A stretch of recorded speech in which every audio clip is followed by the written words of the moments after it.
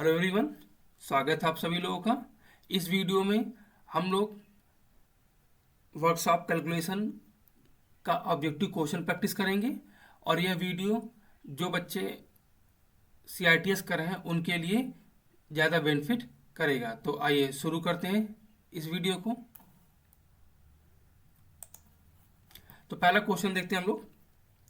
पहला क्वेश्चन कह रहा है the unit of which one of the these quantities is not among base unit under SI system of units. कहने का मतलब है जो दिए गए ऑप्शंस हैं हमें उस ऑप्शन का चयन करना है जो कि आपका एसआई की जो मात्रक है वो नहीं है। तो हमें पता है कि जो भौतिक राशियां होती हैं, ठीक है, वो दो तरह की होती हैं, एक मौलिक होती हैं और एक अनुपूरक होती हैं। तो आपकी जो मौलिक हैं उसमें क्या है, आपका लंबाई, द्रव्यमान, समय, पदार्थ की मात्रा, तापमान, विद्युत धारा, ज्योति तीव्रता। इसका मात्रक देख लेते हैं। तो लंबाई का मात्रक मीटर होगा, द्रव्यमान का किलोग्राम होगा, समय का सेकेंड, पदार्थ की मात्रा मोल, तापमान केल्विन। ध्यान रखिएगा कभी कभी आपको ट्रिक करने के लिए वो तापमान को केल्विन में ना दे के सेंटीग्रेड दे सकता है। तो आपको बहुत ही इसमें सावधान रहने की जरूरत है, क्योंकि एक ऑप्शन आपको जरूर मिल सकता है कि तापमान का एसआई मात्रक डिग्री सेल्सियस है, लेकिन वो गलत है। आपको क्या लगाना है, केल्विन लगाना है। तो और विद्युत धारा क्या है, एम्पियर है, और ज्योति तीव्रता का कैंडला है। तो इसमें देखते हैं। तो हमें पता है कि जो ल्यूमिनस इंटेंसिटी है, ज्योति तीव्रता है, ये तो हमारी मौलिक राशि है, तो ये तो हमारा आंसर नहीं होगा। दूसरा अमाउंट ऑफ सब्सटेंस भी क्या है, ये भी हमारा क्या है, ये भी हमारी मौलिक राशि है, ये भी इसके भी नहीं आंसर होगा। प्लेन एंगल की बात करते हैं तो प्लेन एंगल क्या है, हमारी अनुपूरक इकाइयां हैं, या फिर जो जो आपका मौलिक इकाई नहीं है और हमसे यही पूछा गया था, तो हमारा आंसर क्या हो जाएगा, ये। जब ये ऑप्शन हमारा सही होगा तो बाकी अपने आप क्या हो जाएंगे, गलत हो जाएंगे। तो ये था, ये आपकी अनुपूरक इकाइयां हैं। समतल कोण जिसका मात्रक रेडियन में होता है, और ठोस कोण जिसका मात्रक स्टे रेडियन में होता है। अगला क्वेश्चन देखते हैं। Which statement about ores is true. जो दिए गए स्टेटमेंट हैं, इन स्टेटमेंट से हमें पता लगाना है कि कौन सा स्टेटमेंट हमारा क्या है, वह सही है। हमें सही स्टेटमेंट को सेलेक्ट करना है। तो पहला स्टेटमेंट क्या कर रहा है, हेमेटाइट। पहला स्टेटमेंट क्या कह रहा है, पहला स्टेटमेंट क्या कर रहा है हमारा, पहला स्टेटमेंट कर रहा है हेमेटाइट लोहा का अयस्क और मैग्नेटाइट मैग्नीशियम का अयस्क है। बिल्कुल गलत है ये, क्योंकि हेमेटाइट लोहा का तो होता है लेकिन मैग्नेटाइट मैग्नीशियम का नहीं होता है। दूसरा क्या कह रहा है, हेमेटाइट और मैग्नेटाइट लोहा का अयस्क होता है। हाँ, ये बिल्कुल सही है, ये आपका बिल्कुल सही है, ये आपका बिल्कुल सही है। ये haematite and magnetite both are ores of iron. तो इसका मतलब बाकी बच्चे क्या हो जाएंगे, हमारे गलत हो जाएंगे। देख लेते हैं कुछ अयस्क और उनके कुछ कुछ कुछ अयस्क, मतलब कुछ एलिमेंट्स जिनके हम लोग अयस्क के बारे में बात करेंगे। अगर हम बात लोहा की बात करें या फिर आयरन की बात करें तो उसका मैग्नेटाइट होता है, हेमेटाइट होता है, लेमोनाइट होता है, साइडराइट होता है। उसी तरह से मैग्नीशियम का क्या होता है, मैग्नीशियम का होता है magnesite, carnallite, carnallite, Epsom salt. ये इसको भी याद कर लीजिए, क्योंकि कभी कभी कार्नेलाइट भी पूछ लेता है।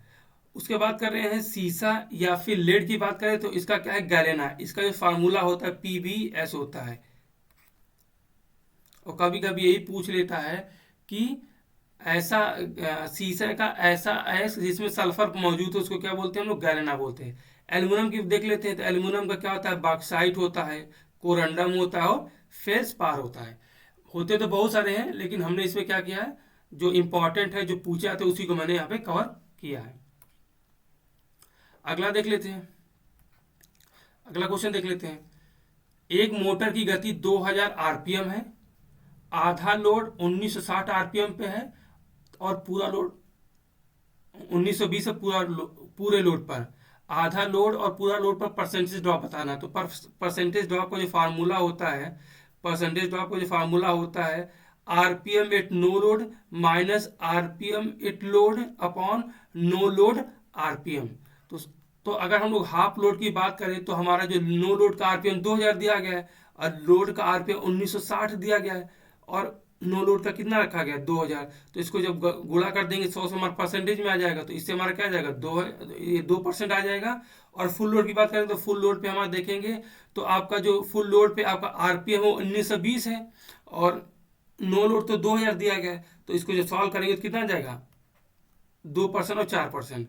तो हमसे पूछा क्या गया था, तो हमारा आंसर क्या हो जाएगा, हमसे पूछा क्या गया था, आधा लोड और पूरा लोड, हाफ लोड और फुल लोड पे। तो हाफ लोड पे हमारा 2% और फुल लोड पे हमारा क्या था 4%। तो हमारा आंसर क्या हो जाएगा, ऑप्शन नंबर 2 होगा। आगे बढ़ते हैं, क्वेश्चन नंबर 4 को देखते हैं। आपसे पूछा गया है कि इनमें से किसकी अधिकतम घनत्व है, विच ऑफ दीज है हाईएस्ट डेंसिटी। हमें उस ऑप्शन को सेलेक्ट करना है जिसकी डेंसिटी क्या हो, हाईएस्ट होती है। मैंने इसको इंटरनेट से निकाल के रखा है, इसको देख लीजिए आप लोग। निकल की 8.9 ग्राम पर सेंटीमीटर क्यूब होती है, मॉलिब्डेनम की 10.22 ग्राम पर सेंटीमीटर क्यूब होती है, और मैग्नीज की 7.43 ग्राम पर सेंटीमीटर क्यूब होती है, जिंक की 7.13 ग्राम पर सेंटीमीटर क्यूब। तो हमसे पूछा गया है कि सबसे ज़्यादा डेंसिटी किसकी है। तो हम यहाँ दे सकते हैं कि जो आपका मॉलिब्डेनम है, जो आपका मॉलिब्डेनम है उसकी डेंसिटी क्या है, सबसे ज़्यादा है। तो हमारा ऑप्शन क्या हो जाएगा, तो हमारा ऑप्शन क्या हो जाएगा आपका, ये आपका हमारा आंसर क्या हो जाएगा, ऑप्शन नंबर 2 ये हो जाएगा हमारा। आगे बढ़ते हैं,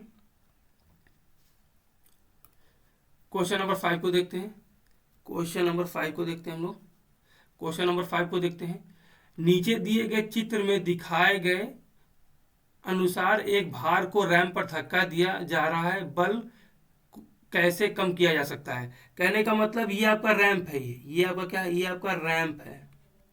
रैंप बेसिकली क्या होता है, एक सिंपल मशीन होता है। ये क्या होता है, सिंपल मशीन का उदाहरण है। सिंपल मशीन वह मशीन होती है जो कम से कम प्रयास लगाकर या फिर बल लगाकर अधिक से अधिक बोझ को हम लोग क्या करते हैं, उठाते हैं। तो हमसे पूछा गया है कि इस रैंप पर एक भार रखा गया है, तो इसको हम लोग जब ए बिंदु से बी बिंदु तक लेके जाएंगे, यानी ग्राउंड फ्लोर से, ये आपका ग्राउंड फ्लोर है, ये ग्राउंड है, ग्राउंड से एच हाइट तक अगर लेके जाएंगे हम लोग, तो हमें बताना है कि बल का मान कैसे कम किया जा सकता है या फिर एफर्ट का मान कैसे कम किया जा सकता है। तो जितनी भी मशीन्स होती हैं वो कितनी अच्छी हैं उसको बताने के लिए एक पैरामीटर होता है जिसको बोलते हैं मैकेनिकल एडवांटेज। मैकेनिकल एडवांटेज जो होता है वो होता है load raised upon effort applied. कहने का मतलब है कि आपने जितना बोझ उठाया है, आपने जितना बोझ उठाया है बटे में आपने कितना प्रयास लगाया है, इसका जो रेशियो होता है वो आपका मैकेनिकल एडवांटेज है। और मैकेनिकल एडवांटेज हम लोग कोशिश करते हैं कि 2 से अधिक ही रहे। फिर तो मैकेनिकल एडवांटेज को एक तरह से और डिफाइन कर सकते हैं, कैसे, distance moved by the effort upon distance moved by the load. यानी कि एफर्ट कितना, किसी बोझ को उठाने के लिए आपका प्रयास कितना दूरी तय कर रहा है बटे लोड यानी भार कितना दूरी ट्रेवल कर रहा है। तो मान लेते हैं, हम लोग मान लेते हैं कि ग्राउंड से आपका जो भार है, ये आपका जो भार है, ग्राउंड से आपका जो भार है, ग्राउंड से जो आपका ये ग्राउंड से जो आपका भार है, ग्राउंड से जो आपका जो ये जो भार है वो ग्राउंड से एच हाइट पर ये चला हुआ है, ये एच हाइट पे क्या कर गया, चढ़ गया है। तो और ये जो हमारा बल, ये जो हमारा बल या प्रयास है वो बिंदु ए से लेके बिंदु बी तक आपने लगाया है, उसकी जो लंबाई है वो कितना है, एल है। और बोझ कितना दूरी तय किया है, ग्राउंड से एच दूरी तय किया है। तो फार्मूला, तो मैकेनिकल एडवांटेज का फार्मूला, मैकेनिकल एडवांटेज है वो कितना हो जाएगा, ये हो जाएगा आपका एल बाई एच हो जाएगा, क्योंकि एल क्या था, एफर्ट के द्वारा चली गई दूरी। तो यदि बिंदु ए से लेके बिंदु बी तक आपका एफर्ट अगर जाएगा तो एल दूरी तय करेगा, बट हाइट हाइट क्या है, ये बोझ कितनी ऊंचाई पर नीचे से हुए चढ़ा हुआ, तो कितना हो जाएगा, एल बाई एच हो जाएगा। और हम यहाँ पर देख सकते हैं एल का मान एच से बड़ा है, एल का मान एल जो है वो एच से बड़ा है, तो मैकेनिकल एडवांटेज जाहिर सी बात है एक से तो बड़ा ही होगा। लेकिन हमें देखना है कि क्या नाम है कि मैकेनिकल एडवांटेज बढ़ाना, हमें मैकेनिकल एडवांटेज बढ़ाना है, या फिर हमें ये कहना है कि कि हम लोग क्या ऐसा करें कि हमारा जो जो बल का मान है वो क्या हो जाए, वो कम हो जाए। तो हम ये देख सकते हैं, इसमें हम लोग देख सकते हैं जो मैकेनिकल एडवांटेज है, वो मैकेनिकल एडवांटेज है वो किसके बराबर है, डब्लू बटे एफ के। और ये किसके बराबर है, एल बाई एच के, एल बाई एच के। तो यहां से हम लोग क्या निकाल सकते हैं, यहां से हम लिख सकते हैं जो हमारा एफर्ट होगा वो किसके बराबर होगा, डब्लू एच बाई एल के। और यहां पर देखेंगे जो एफ है और जो एल है ये एक दूसरे के इनवर्स में है। कहने क्या मतलब है, यदि आप लोग लेंथ को बढ़ाएंगे तो आपका एफर्ट का मान क्या हो जाएगा, कम हो जाएगा, आपका क्या हो जाएगा, कम हो जाएगा। और यहां से ये भी सीख सकते हैं हम लोग कि एफ डायरेक्टली प्रोपोर्शनल है हाइट के, मतलब किस ऊंचाई तक आप लोग क्या कर रहे हो, किस ऊंचाई तक आप लोग बोझ को उठा रहे हो। तो जितना ज्यादा कम ऊंचाई होगा उतना ज्यादा क्या होगा, एफर्ट आपको कम लगाना पड़ेगा। तो आइए क्वेश्चन में देखते हैं। तो पहला क्या है, cover the ramp with the carpet, ये गलत हो जाएगा। Decrease the height of the ramp, हाँ ये सही होगा, क्योंकि फार्मूले, क्योंकि जो हमने निकाला है, हमने देखा है एफर्ट जो है वो डायरेक्टली प्रोपोर्शनल है किसके, हाइट के। तो जितनी ज्यादा हम लोग क्या करेंगे, जितनी ज्यादा हाइट कम रखेंगे उतना ज्यादा, उतना कम हमें क्या करना पड़ेगा, बल लगाना पड़ेगा। बाकी ये सब क्या हो जाएंगे, आपके कैंसिल आउट हो जाएंगे। कहने क्या मतलब है, अगर आप लोग, अगर आपको आप ये हाइट रखें और ये हाइट रखें और ये हाइट रखें, तो यहां पर आपको सबसे कम एफर्ट लगेगा, सबसे सबसे कम लगेगा, और यहां पे क्या लगेगा, सबसे ज्यादा, सबसे ज्यादा। ये बहुत ही इंपॉर्टेंट क्वेश्चन है। आगे चलते हैं, क्वेश्चन नंबर 6 का, ये सिंपल क्वेश्चन है। क्वेश्चन नंबर 6 बेसिकली एक लीनियर इक्वेशन है दो वेरिएबल में, तो इसे सॉल्व करने का सिंपल तरीका है, मान लेते हैं 5x + 17y को इक्वेशन नंबर 1 कर लेते हैं। ये हमारा क्या हो गया, ये हमारा इक्वेशन नंबर 1 हो गया, ये हमारा इक्वेशन नंबर 1 हो गया। अब क्या करते हैं, और 2y + 3x बराबर क्या है, ये इसको ये दूसरा इक्वेशन ले लेते हैं। अब क्या करते हैं, इक्वेशन नंबर 1 से हम लोग क्या करते हैं, y बराबर 3/2 क्या करते हैं, इक्वेशन नंबर 1 में पुट कर देते हैं। जब इसे सॉल्व करेंगे तो क्या निकल के x बराबर 2 और y बराबर 3। तो आप x बराबर 2 और y बराबर 3, इसका मतलब है ये आपका ऑप्शन सही हो जाएगा। तो ये क्या है, ये आपका राइट है। तो छठे का जो चौथा ऑप्शन होगा वो सही होगा। आगे बढ़ते हैं, आगे बढ़ते सातवें में। सातवां क्वेश्चन क्या कर रहा है, सातवें को कह रहा है कि नीचे का चित्र देखे सही कथन का चुने। ये सारे आपको फिगर देखने के लिए कह रहा है और आपसे कह रहा है कि सही कथन को चुने। तो बेसिकली ये सब क्या है, ये लीवर है, ये सिंपल साधारण साधारण लीवर के चित्र हैं ये। और आपसे पूछा गया है कि किस क्लास के लीवर हैं। बेसिकली लीवर क्या होता है, लीवर क्या होता है, एक रॉड होता है। ये क्या आपकी एक रॉड है, ये रॉड है। इसके रॉड जो होती है वो किसी टेक या आलम्ब पर रुकी रहती है, और उसके रॉड के ऊपर हम लोग क्या करते हैं, एफर्ट लगाते हैं और लोड बोझ को उठाते हैं। एफर्ट हम लोग लगाते हैं यानी बल लगाते हैं, एफर्ट को बल ही बोलते हैं। और आपका जो लोड या बोझ है इसको हम लोग क्या करते हैं, उठाते हैं। तो जो लीवर होते हैं वो लीवर बेसिकली आपके 3 तरह के होते हैं, फर्स्ट क्लास का, सेकेंड क्लास का और थर्ड क्लास का। ये क्लासिफिकेशन इसलिए किया गया है कि आपका एफर्ट, लोड और आलम्ब के रिलेटिव पोजीशन के अनुसार हम लोगों ने लीवर्स को पहला, दूसरा और तीसरे के रूप में बनाया हुआ है। आलम्ब क्या होता है, एक ऐसा बिंदु होता है जिसके जिसके जिसके अबाउट ये आपका लीवर क्या कर सकता है, फ्रीली रोटेट कर सकता है, यानी रोटेट कर सकता है। जैसे बच्चों का झूला आप लोगों ने देखा होगा, तो वो क्या होता है, दो बच्चे किनारे पे बैठे रहते हैं और बीच में क्या करता है, वो ऊपर नीचे रोटेट करता रहता है। तो पहले क्लास की बात करते हैं हम लोग। तो पहले क्लास में क्या होता है, जो आपका एफर्ट और बोझ यानी लोड के बीच में वो क्या लगा रहता है, आलम्ब लगा रहता है। तो इसका जो एग्जाम्पल होता है वो होगा क्लॉ हैमर। ये आपका क्लॉ हैमर है, कैंची है, तराजू है और प्लायर्स है। उसी तरह से देखते हैं हम लोग सेकेंड क्लास का। सेकेंड क्लास का देखें हम लोग। सेकेंड क्लास में ये देखेंगे, जो हमारा जो हमारा बो जो हमारा बोझ होगा वो एफर्ट और आलम के बीच में रहता है। तो उसको क्या हो जाता है, अब सेकेंड क्लास का हो जाता है, सेकेंड क्लास का। तो सेकेंड क्लास का जो एग्जांपल है, जो आपका स्टेपलर होता है, व्हील बैरो यानी जो म्यूनसिपालिटी का, ये व्हील बैरो है, जो म्यूनसिपालिटी का जो कचरा उठाने वाला जो छोटी ठेला होता है उसी को बोलते हैं हम लोग। नट क्रैकर जिसको सरौता ही बोलते हैं, बॉटल ओपनर जो थम्स अप या कोका कोला की बॉटल को जो ओपन करने वाले जो ओपनर होते हैं, ये सब क्या हो जाते हैं, ये हमारे सेकेंड क्लास की होती है। थर्ड क्लास का देख लेते हैं। थर्ड क्लास में क्या हो जाएगा, आपका जो एफर्ट होगा वो बोझ और आलम के बीच में रहेगा। तो इसका एग्जांपल क्या, आपका चिमटा हो गया, जो लंबी झाड़ू जो जो स्वीपर लोग उठा झाड़ू लगाते हैं सुबह सुबह म्यूनसिपालिटी के लोग, वो क्या हो जाएगा, वो लंबी झाड़ू लिए रहते हैं, वो भी क्या होता है आपका ये आपका थर्ड क्लास का लीवर होता है। तो आइए क्वेश्चन, अब इसको समझ चुके हैं तो आइए क्वेश्चन को सॉल्व कर लेते हैं। तो क्लॉ हैमर और sugar tongs are the levers of the third order. तो क्लॉ हैमर तो हमें पता है, जो क्लॉ हैमर है ये तो फर्स्ट का होगा, ये तो फर्स्ट का होगा, और ये टंग क्या होगा, ये थर्ड का होगा। तो ये फर्स्ट का ये थर्ड का हो गया, तो ये ऑप्शन कैसे हो गया, ये गलत हो गया।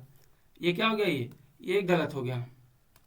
सेकंड बात करें, wheelbarrow and pliers are the levers of the first class. बिल्कुल गलत है, क्योंकि प्लायर तो आपका फर्स्ट है और व्हील बैरो आपका सेकंड है, तो ये दोनों क्या हो जाएंगे, गलत हो जाएंगे। Human arm and the nutcracker are the levers of the second order.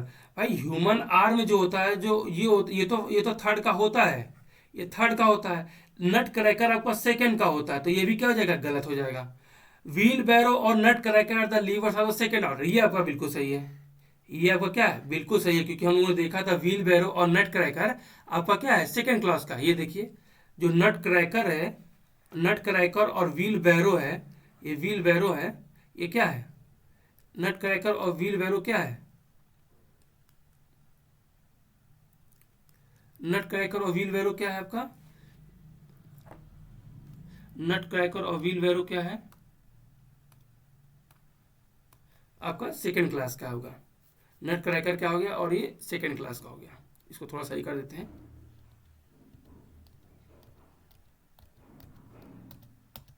ये व्हील बैरो और नट क्रैकर क्या है, सेकंड क्लास, इसलिए ऑप्शन क्या हो जाएगा, ऑप्शन पूरा आपका क्या हो जाएगा, सही हो जाएगा। इसमें थोड़ा समय लग गया समझाने में। आगे देखते हैं। 7 के बाद हम लोग क्या करते हैं, 8 को देखते हैं। 8 में क्या कर रहा है, कह रहा है which of these is not an example of friction that is helpful.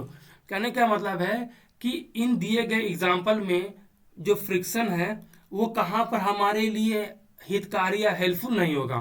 तो कार, पहला क्या है, ब्रेक्स इन कार। तो कार में ब्रेक लगाने के लिए, कार में ब्रेक लगाने के लिए हमें फ्रिक्शन की जरूरत पड़ती है, ये तो सही है। लेकिन हमें क्या चूज करना है, हमें गलत वाला चूज करना, तो ये क्या हो जाएगा, हमारा ऑप्शन गलत हो जाएगा। पिस्टन इन सिलेंडर, ये हमारे लिए क्या है, ये हमारे लिए, ये जो पिस्टन इन सिलेंडर है, इसमें हम लोग फ्रिक्शन का मान कम से कम रखना चाहते हैं। तो यहाँ पर कम से कम रखना चाहते हैं, तो ये हमारा ऑप्शन क्या हो जाएगा, सही हो जाएगा, क्योंकि हम नहीं चाहते हैं कि पिस्टन और सिलेंडर में हमारा फ्रिक्शन का मान क्या हो जाए, ज्यादा हो जाए। तो बाकी क्या हो जाएगा, ये अपने आप ही कैंसिल आउट हो जाएंगे। आगे देखते हैं। 9 क्वेश्चन क्या कर रहा है, the difference between the circumference and the diameter of the circle is 28 centimetre, find the radius. मान लेते हैं ये आपका सर्किल है, ये आपका क्या है, ये सर्किल है, ये क्या है, ये सर्किल है। सर्किल का रेडियस कितना है, आर है। तो दिया गया है, तो इसकी जो परिधि होती है वो हमें पता 2 पाई आर होती है, और व्यास कितना होता है, और 2 इंटू आर होता है। आर क्या था, इसकी त्रिज्या होती है। तो दिया गया है परिधि और व्यास का अंतर कितना है, 28 है। और जब इसको सॉल्व करेंगे तो आर का मान कितना आ जाएगा, 6.35 सेंटीमीटर होगा। और जहां पाई का जो मान होता है 3.14 या फिर 22/7 होता है। तो 90 का जो होगा वो 90 कौन सा हो जाएगा, 90 का तीसरा हो जाएगा। आगे देखते हैं 10वें क्वेश्चन को। 10वें में देखते हैं, चित्र कह रहा है कि 50 न्यूटन और 120 न्यूटन के forces acting on a body as shown. कोई बॉडी है, ये मान लेते हैं यहाँ पर कोई एक बॉडी है, ये कहाँ पे कोई एक बॉडी है। इस पर क्या हो रहा है, इस बॉडी पर 120 न्यूटन का बल कार्य कर रहा है और 50 न्यूटन का बल कार्य कर रहा है। तो पूछ रहा है कि find the value of F और टेन थीटा। बेसिकली एफ क्या है, इन दोनों बलों का क्या है, रिजल्टेंट है। और क्या है, और क्या है, और जो थीटा है, वो जो थीटा है ये बता रहा है कि एक जो ये जो रिजल्टेंट है वो जो बल पी है उससे कितना एंगल बना रहा है।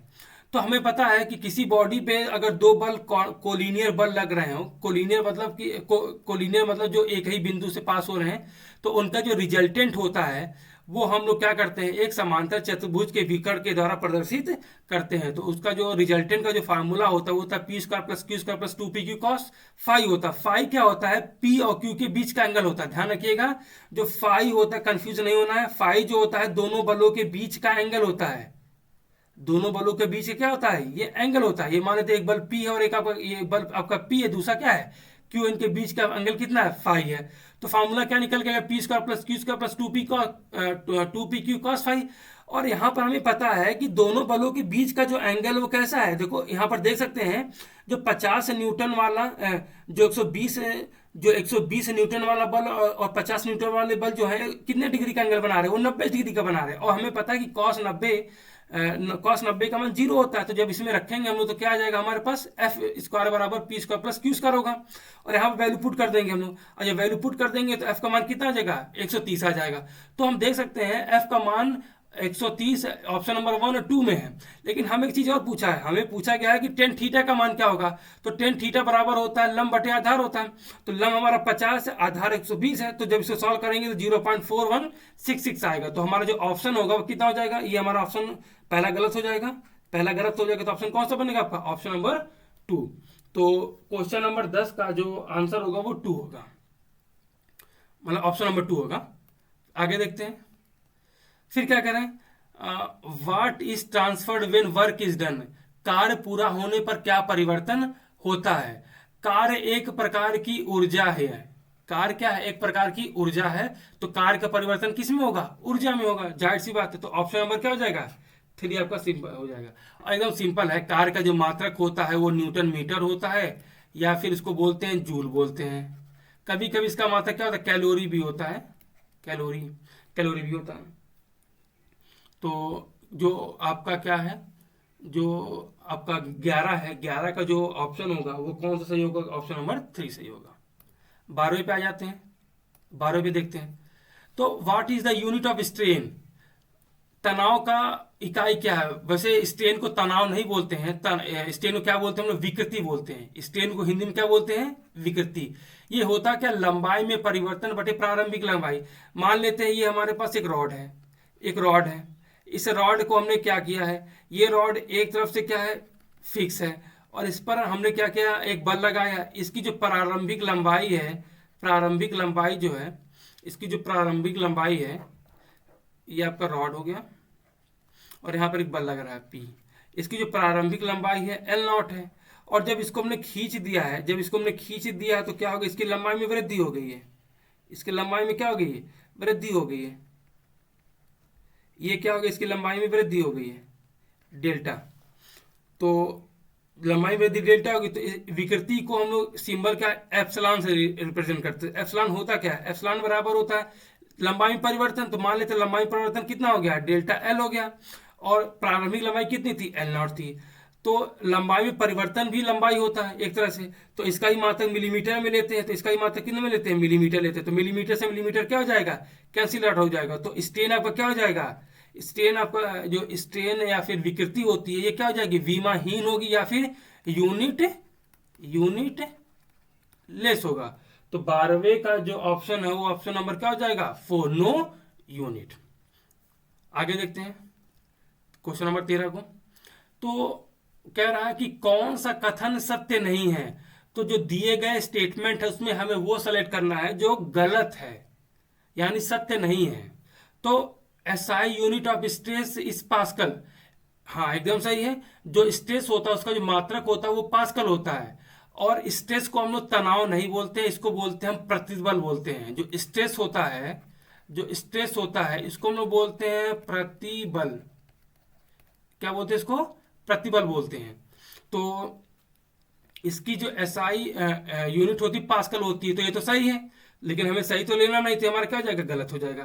Tensile strain is the ratio of change in length to the original strain. फिर यहाँ तो ये क्या हो गया? ये बिल्कुल सही है, ये भी सही है, लेकिन हमें सही लेना नहीं है, ये भी क्या हो जाएगा? गलत हो जाएगा। अभी पीछे मैंने बताया था Young modulus is a measure stiffness of the material, तो ये भी क्या हो जाएगा? ये भी क्या हो जाएगा? ये भी गलत हो जाएगा। क्यों? क्योंकि जो हमारा जो स्टिफनेस होता है उसको बोलते हैं पी बाई डेल्टा, और इसका जो मान आता है ई ए बाई एल आता है। ई ए क्या है?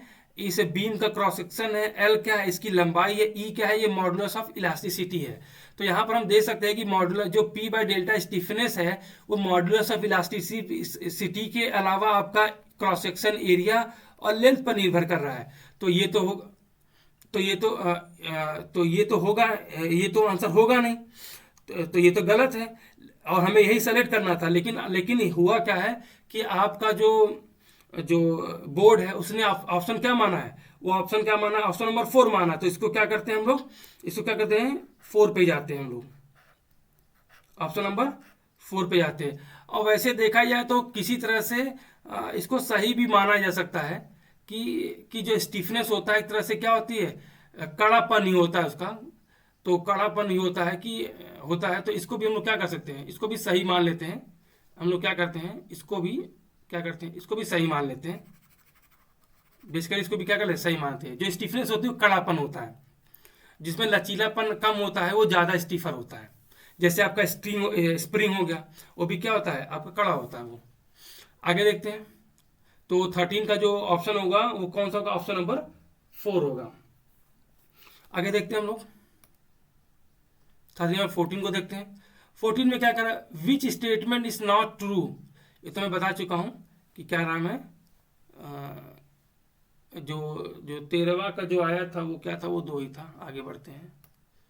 फिर 15 को देखते हैं। 15 में कह रहा है in a series circuit which parameter remains constant across all the circuit element है। तो ये आपका जो होगा, ये आपका क्या हो जाएगा? ये आपका वोल्टेज होगा। सॉरी, वोल्टेज नहीं होगा, क्या होगा? करंट होगा। कैसे होगा? क्योंकि आपको पता है कि मान लेते हैं एक हमारे एलिमेंट रेजिस्टेंस है, एक एलिमेंट हमारा कैपेसिटर है।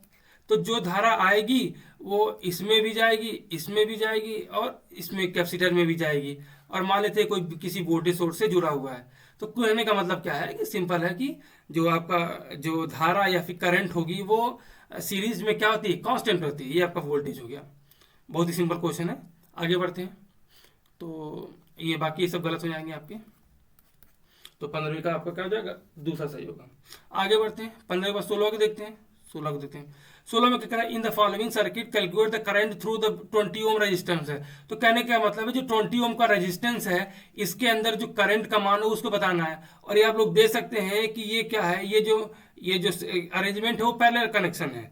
तो इस बिंदु, तो इसका मतलब है कि 12 ओम, 10 ओम और 30 ओम का जो वोल्टेज होगा वो कांस्टेंट रहेगा। तो आई हमको निकालना है। तो हमको पता V बराबर होता है आई आर होता है। आई निकालना है हमें, तो आई बराबर कितना हो जाएगा? V बाई आर हो जाएगा। तो वोल्टेज हमको पता है कांस्टेंट कितना है? 200 वोल्टेज है, 200 वोल्ट है। और रेजिस्टेंस कितना आपका 20 में निकालना है, तो कितना हो जाएगा? आई का मान आई बराबर कितना हो जाएगा? 20 दामा 200, तो 10 एम्पियर होगा। तो 16 का कौन सा हो जाएगा? 16 का ऑप्शन नंबर 3 हो जाएगा। राइट। आगे देखते हैं। 16 के बाद 17 को देखते हैं। ये क्या पूछा गया? What is the relationship between units और न्यूटन मीटर और जूल। कहने का मतलब है जो न्यूटन मीटर और जूल होता है इनमें क्या रिलेशन होता है? सॉरी, जैसे हमें पता है जो वर्क डन होता है, जो वर्क डन होता है, जो वर्क डन होता है, जो वर्क डन होता है, वर्क डन होता है या फिर कार्य जो होता है, जो कार्य जो होता है वो बराबर होता है फोर्स के इनटू डिस्प्लेसमेंट के। डिस्प्लेसमेंट को होता है, और फोर्स का जो मात्रक होता है वो न्यूटन होता है, फोर्स का जो मात्रक न्यूटन होता है, और डिस्प्लेसमेंट का मीटर होता है, और न्यूटन मीटर को क्या बोलते हैं हम लोग, जूल बोलते हैं। तो ऑप्शन क्या हो जाएगा हमारा, तो ये तो गलत हो जाएगा, और ये सही होगा आपका, ये भी क्या हो जाएगा, ये भी गलत होगा, ये भी क्या होगा, ये भी गलत हो जाएगा। तो 17 के कौन सा हो जाएगा, 17 का ऑप्शन नंबर 2 सही होगा। 17 के बाद 18 पे आ जाते हैं। तो in a belt drive due to difference in the tension along the belt its length continuously change, this is called creep बोलते हैं इसको। इसको क्या बोलते हैं हम लोग, इसको क्रीप बोलते हैं। क्रीप की वजह से क्या हो जाता है, जो बेल्ट की जो लंबाई होती है वो बढ़ जाती है, और जिससे क्या होता है कि बेल्ट और पुली पे फिसलन होने लगती है, जिससे पावर का ट्रांसफर क्या होता है, कम होने लगता है। जैसे मान लेते हैं ये हमारे पास एक पुली है और दूसरी पुली ये है, इन दोनों को हमने क्या किया, एक एक बेल्ट की सहायता से क्या कर दिया, जोड़ दिया है। तो होता क्या है कि जो लंबाई यहाँ पर आती है वो लंबाई यहाँ पर निकलती नहीं है, जिसकी वजह से क्या होता है, जो लंबाई में क्या होता है, अंतर आ जाता है। कहने का मतलब अगर ये 1 मिलीमीटर जा रही तो 1 मिलीमीटर निकलेगी, तभी तो आपका स्लीपेज नहीं होगा। लेकिन एक निकल कर एक मिलीमीटर इंटर करे और 2 मिलीमीटर निकल जाए, या फिर उससे कम निकल जाए, तो क्या हो जाएगा, स्लीपेज होने लगता है, और मतलब स्लीपेज होता है। और इसी स्लीपेज जो होता किसकी वजह से है, वो क्रीप की वजह से होता है। तो क्या आ जाएगा आपका, स्लीप भी गलत होगा और टेंशन और ये भी गलत हो जाएगा। तो 19 का क्या आ जाएगा, 19 का ऑप्शन नंबर 2 सही होगा। आगे देखते हैं क्वेश्चन नंबर 19, ये तो करा चुके हैं, इसमें क्या जाएगा आपका, क्रीप हो जाएगा। आगे देखते हैं 20 पे, to reject two items from a lot, an inspector rejects a 0.08% of the defective, how many items does he examine। तो कहने एग्जामिन कितना करेगा भाई, कितना करेगा, तो तो 2 को करना है, हर बार कितना करेगा, 0.08% है, तो इसको क्या करोगे, इसको इसको इसको क्या करेंगे हम लोग, सॉल्व कर देंगे, सिंपल है ये, 0.0, इसको लिखेंगे 0.08 बटे 100 लिखेंगे, और जब इसको सॉल्व करेंगे, तो जब हम लोग सॉल्व करेंगे तो 20 का जो ऑप्शन आएगा ये कितना आ जाएगा, 25 आ जाएगा। ये कितना आ जाएगा, 25, सॉल्व करिएगा, सिंपल है।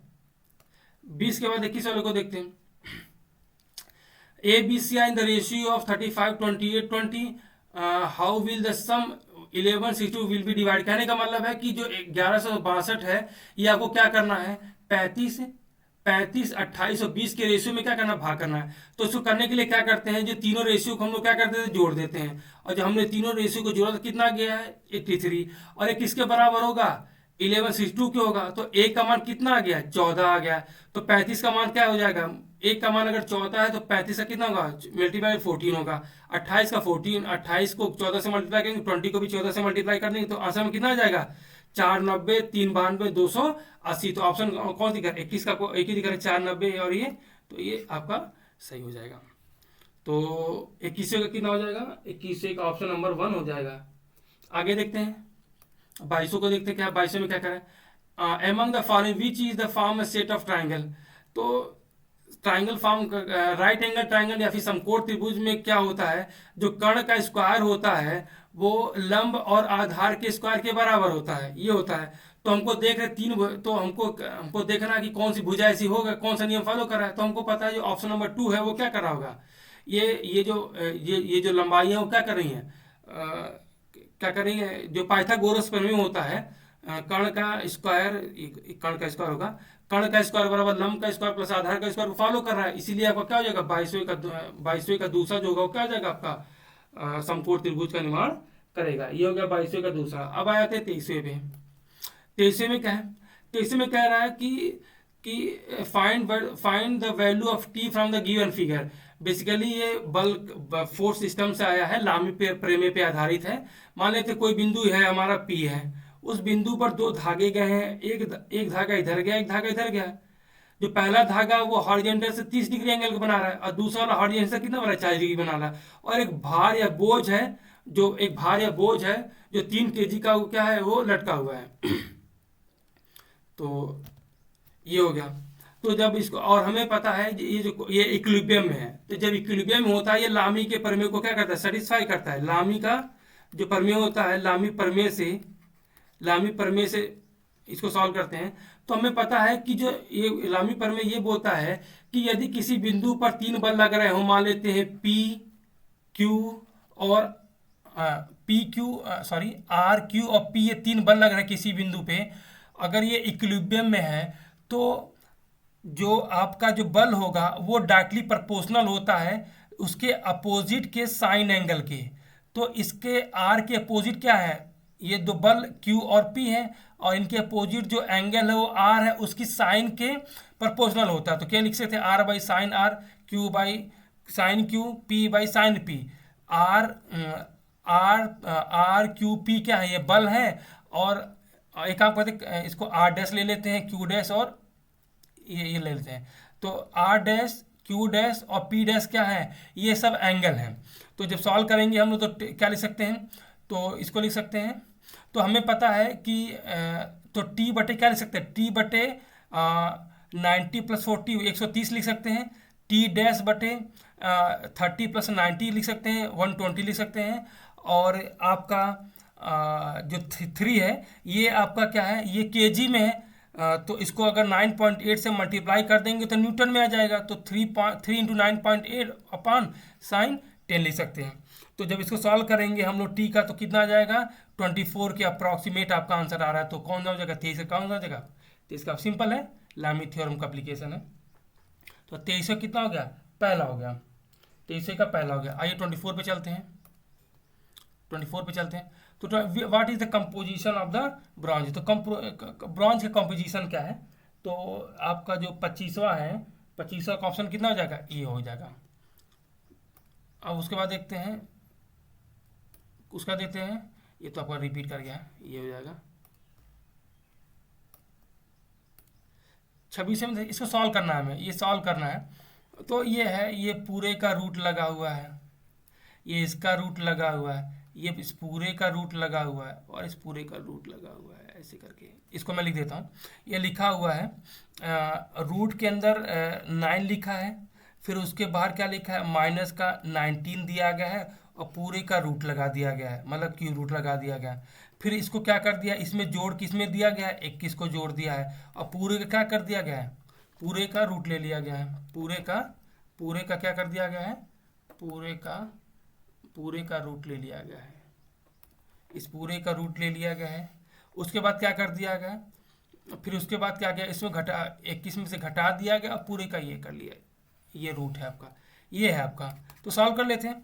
तो जैसे हमें पता है कि अंदर से सॉल्व करते हैं इसको, तो इसको कर सकते हैं। तो ये आपका 9 है, 9 का रूट कितना निकल जाएगा, 3 निकल जाएगा। तो 3 माइनस कितना हो जाएगा, 19 हो जाएगा, और इसका रूट लेना है, ठीक है। और जो आएगा उसमें 21 से ऐड करना है, और फिर क्या करना है इसको, फिर उसको क्या करना है, सिंपल है, माइनस का 41 लिख कर के रूट ले लेंगे, और कुछ नहीं है।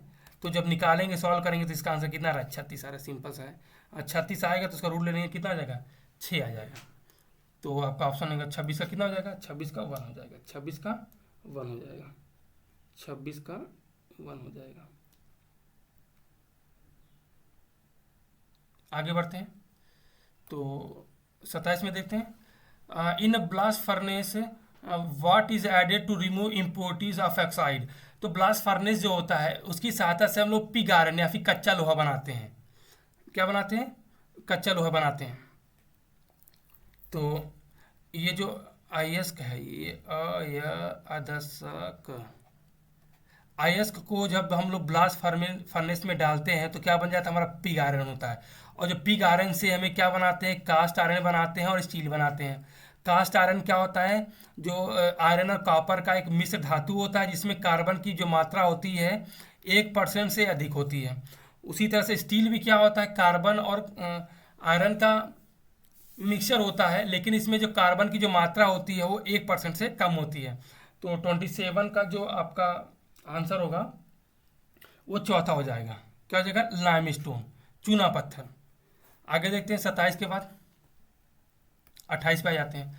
कंप्लीट द आइडेंटिटी, ये फार्मूला आपको लिखना है। तो आपको क्या आता है, साइन ए माइनस बी का जो फार्मूला होता है, sign A cos B minus cos A sine B, sign A plus B का sign A cos B plus cos A sine B, cos A plus B बराबर होता है cos A cos B minus sign A sine B, और cos A minus B का होता है cos A cos B plus sign A sine B. इसको रटने का तरीका क्या है, साइन का जब चलेगा तो आपको क्या लिखना है, साइन कॉस लिखना है, कॉस साइन लिखना है। अगर यहाँ माइनस है तो यहाँ पर माइनस आ जाएगा, अगर यहाँ प्लस है तो प्लस आ जाएगा।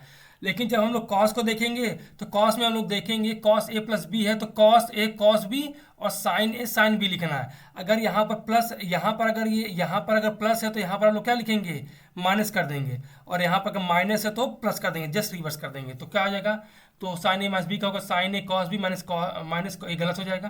तो 2800 का कौन सा हो जाएगा, साइन बी कॉस ए, ये हो जाएगा sign A cos B minus A cos A sine B, बस ये आपका क्या हो जाएगा, सही हो जाएगा। 28 के बाद देख देते हैं 28 के बाद देखते हैं तीसरा क्वेश्चन क्या है।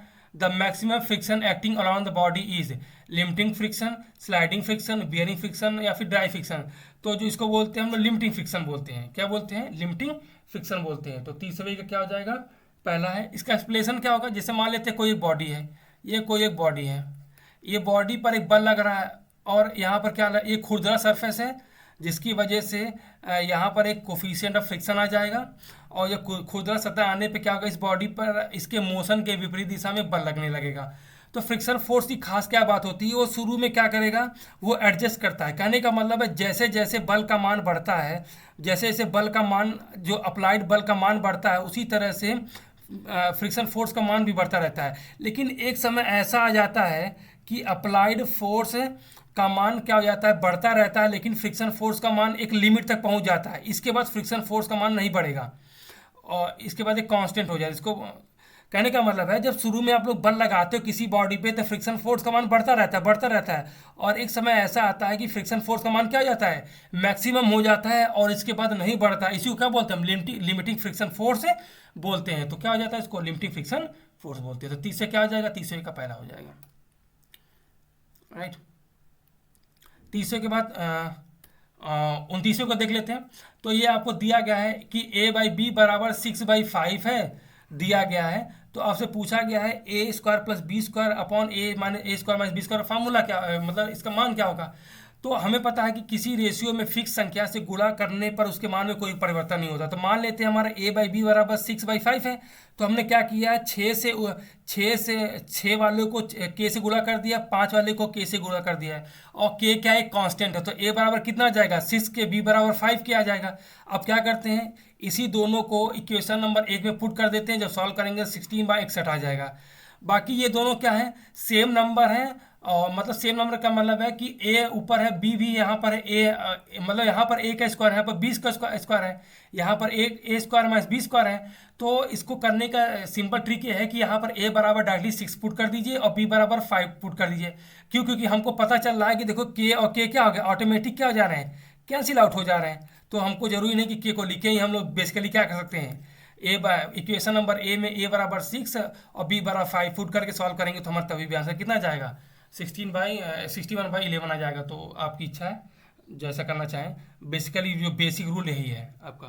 तो इसका ऑप्शन कितना हो जाएगा, ये क्वेश्चन नंबर इसका कितना हो जाएगा, तो देख सकते हैं कितना हो जाएगा, 61/11 होगा। आगे देखते हैं, तो 29 का कितना हो जाएगा, 1 आ जाएगा। फिर आगे बढ़ते हैं, फिर 31 पे आ जाते हैं। Heat and work are function. तो हीट और वर्क जो है, जो 5 फंक्शन होते हैं, वो क्या करते हैं, 5 पे निर्भर करते हैं। कहने का क्या मतलब है, अगर हम लोग प्रेशर और वॉल्यूम के बीच में ग्राफ खींचें और किसी किसी किसी और 1 से लेकर 2 में अगर हमें पहुंचना हो और इस रास्ते से जाएं, या फिर 1 से 2 पहुंचना है इस रास्ते से जाएं, तो आपको पता होना चाहिए कि दोनों का मान क्या होगा, अलग अलग होगा। क्यों, क्योंकि जो वर्क होता है वो एरिया को रिप्रेजेंट करता है। वर्क क्या होता है, जो प्रेशर और वॉल्यूम के बीच खींचे गए वर्क को रिप्रेजेंट करता है। तो ये आपका क्या हो जाएगा, इस एरिया के बराबर होगा। और हम 1 से 2 जा रहे हैं, अगर हम इस रास्ते से भी जाएं तो क्या हो जाएगा, पहुंचे तो एक ही जगह है, मतलब जहां पहुंचना था, लेकिन एरिया क्या हो गया, ये एरिया क्या होगा, आपको बढ़ गया। ये एरिया क्या हो गया आपका, ये एरिया क्या कर गया, ये एरिया क्या कर गया, ये एरिया आपका बढ़ गया, ये इतना एरिया बढ़ गया। तो इसका मतलब ये है कि जो वर्क होता है वो डिपेंड कर रहा है कि आप किस रास्ते से जा रहे हो, ना कि आप कहाँ पर पहुंचे हुए। तो आपका क्या हो जाएगा, वर्क और हीट क्या हो जाते हैं, 5 फंक्शन होते हैं। नोट कर लीजिए कि क्या नाम है, कि जो 5 फंक्शन होते हैं, और जो वर्क, जो आपका इंटरनल एनर्जी होता है, इंटरनल एनर्जी कंट्रोल, जो आपका इंटरनल एनर्जी होता है, जो ये होता है, ये पॉइंट फंक्शन होता है, पॉइंट फंक्शन होता है, फंक्शन होता है। आगे देखते हैं 32 को। तो 32 में क्या कह रहा है, a body moving with initial velocity of 5 metre पर second comes to halt, what is the distance travel in 10 second. कहने का मतलब है कि कोई एक पार्टिकल है, शुरू में किसी वेग से वो क्या कर रहा था, मूव कर रहा था। वो वेग कितना दिया गया, 5 मीटर पर सेकेंड दिया गया है, और कह रहा है कि t बराबर 0 पे उसने शुरू किया और t बराबर 10 सेकेंड पे क्या हो गया, वो जाकर रुक गया। तो इसका मतलब है, तो यहाँ इसका मतलब है कि यहाँ पर इसका वेग कितना हो गया, 0 हो गया। तो आपसे पूछा गया है कि कितनी दूरी वो तय कर चुका होगा। तो कितनी दूरी तय कर चुका होगा, इसको हम लोग ऐसे रिप्रेजेंट करते हैं। और जैसे हमें पता है कि इक्वेशन ऑफ मोशन 3 होते हैं, v बराबर u plus A T, S बराबर U T plus half A T square, V square बराबर यू स्क्वायर प्लस 2as होता है। इसमें v क्या होता है, वेग होता है किसी समय, u क्या होता है, इनिशियल वेलोसिटी होती है, t टाइम होता है, s क्या होता है, डिस्प्लेसमेंट होता है, a क्या होता है, त्वरण होता है। क्या होता है, त्वरण। इसका जो मात्रक होता है वो मीटर पर सेकेंड स्क्वायर होता है। तो ये आपको दिया गया है। इक्वेशन 1 से हम लोग क्या कर सकते हैं, s बराबर लिख सकते हैं 5 into 10 plus half a into T square, यानी 10 का स्क्वायर। तो ये इक्वेशन नंबर 4 हो गया। ये यहाँ पर हम देख सकते हैं, हमें एक और हमें s निकालने के लिए a के बारे में पता होना चाहिए। तो एक काम करते हैं, इक्वेशन नंबर 1 से देखते हैं। तो इक्वेशन नंबर 1 क्या था हमारा, v बराबर u प्लस ए टी था। तो हमने क्या किया, u का मान क्या रख दिया, 5 रख दिया, और t का मान हमने क्या रख दिया, 10 रख दिया, और वेग का मान क्या रख दिया, 0 रख दिया। तो हमारे यहाँ से एक्सेलरेशन कितना आ जाएगा, माइनस का 1/2 मीटर पर सेकेंड स्क्वायर क्या आ जाएगा, एक्सेलरेशन आ जाएगा। ये नेगेटिव इसीलिए आया क्योंकि उसका वेग क्या घट रहा है। और क्या करेंगे, इक्वेशन नंबर 4 में a बराबर, जब हम लोग a बराबर माइनस का 1/2 रख देंगे तो हमारा आंसर कितना आ जाएगा, 25 मीटर आ जाएगा। तो आपका 32 का जो 32 का आंसर होगा क्या आ जाएगा, 25 मीटर होगा। आगे देखते हैं 33 का, देखते हैं temperature the furnace measure by the तो कहने का मतलब है कि अगर आपके कोई फर्नेस है, कोई भट्टी है, तो उसका टेम्परेचर हम लोग कैसे मापते हैं, क्योंकि उसका टेम्परेचर बहुत ज़्यादा रहता है। तो उसका जो टेम्परेचर हम लोग किससे मापते हैं, पायरोमीटर से मापते हैं, पायरोमीटर से मापते हैं। और ये जो पायरोमीटर होता है वो किसी दूरी पर रखी हुई वस्तु का टेम्परेचर मापता है। ऐसे मान लेते हैं ये आपका कोई वस्तु है और ये किसी दूरी पर रखा गया है, किसी दूरी पर रखा गया है। तो या इस दूरी पर नापने के लिए क्या करते हैं, पायरोमीटर का यूज़ करते हैं। क्या यूज़ करते हैं, पायरोमीटर का।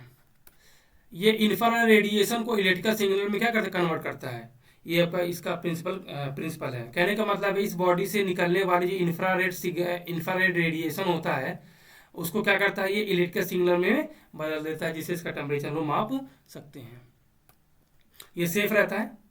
आगे देखते हैं, the frequency of DC operates is, ये क्या होगा, 0 हर्ट्ज होता है। The frequency of DC is 0, this is because the flow of electric charge in one direction. तो आपका क्या होता है, जो चार्ज होता है, इलेक्ट्रिक चार्ज होता है, केवल एक ही डायरेक्शन में फ्लो होने की वजह से उसकी फ्रीक्वेंसी क्या हो जाती है, 0 हो जाती है। आगे देखते हैं 35 को। तो the negative gauge pressure is known as the vacuum pressure. क्या बोलते हैं इसको, वैक्यूम प्रेशर बोलते हैं। आइए समझ लेते हैं। जैसे मान लीजिए हमारा ये एटमॉस्फेरिक प्रेशर है, मान लेते हैं कि एटमॉस्फेरिक प्रेशर, ये हमारा एटमॉस्फेरिक प्रेशर है।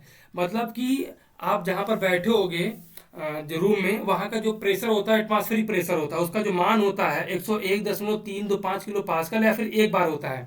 तो एटमॉस्फेरिक प्रेशर से जितना ज़्यादा आप लोग ऊपर जाओगे उसको बोलते हैं हम लोग गेज प्रेशर बोलते हैं। क्या बोलते हैं इसको हम लोग क्या बोलते हैं, गेज प्रेशर बोलते हैं।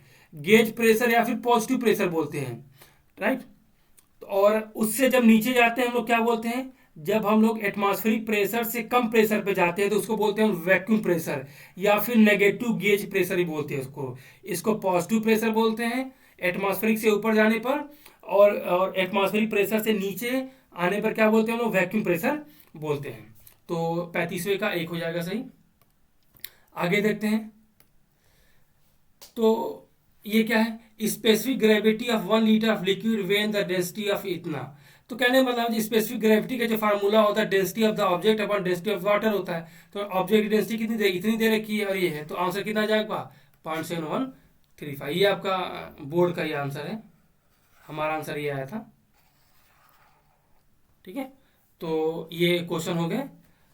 तो आशा करता हूँ आपको ये वीडियो समझ में आया होगा।